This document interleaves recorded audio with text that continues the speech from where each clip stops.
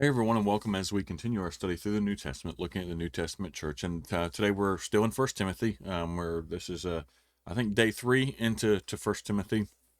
Today we're looking at First Timothy 1 verses 18 through 20, and this just talks about Paul's instruction to Timothy about his responsibility as the person who's there to try to straighten his church out.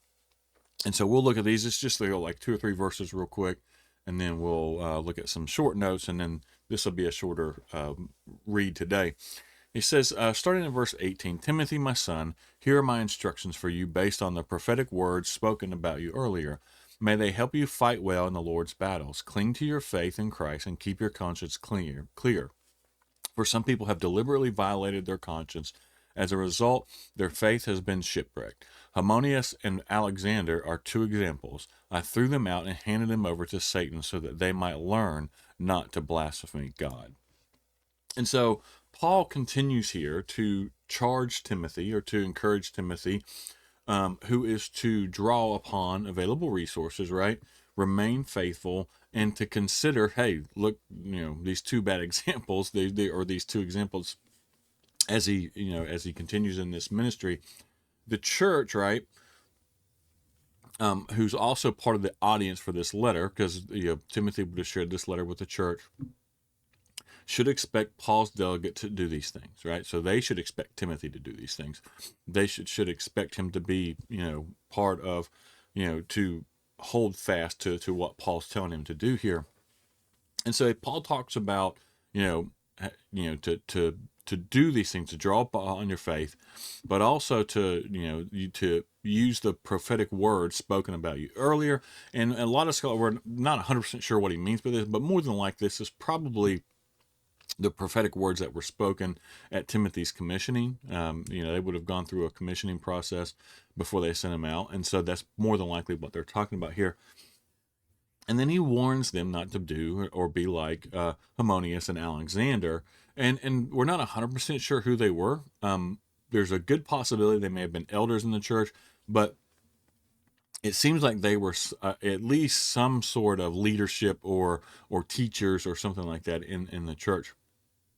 And there's some other references to them that you'll see. You can, and I put them in the notes there that you can look at. And so it says here that Paul handed them over to Satan by removing them from the church, right? And so this is basically the realm of spirits oversight that Paul handed them over to. And so more than likely they were kicked out or removed from the church because of their behavior, because of the things that they were doing. It says they blasphemed God and they attacked and defamed the good news. And God himself, so they were removed from the church. And that's, we have to take a stance that's harsh like that sometimes. It's never fun. It's not like Paul, enjoyed doing this or wanted to do this. But when you have people, especially in leadership, and Paul's going to really shift into this in chapter 2. But when you have people who do these type of things, you have to remove them from the church. You can't let them stay in the church. You can't let them hinder the church, especially if they're blaspheming God.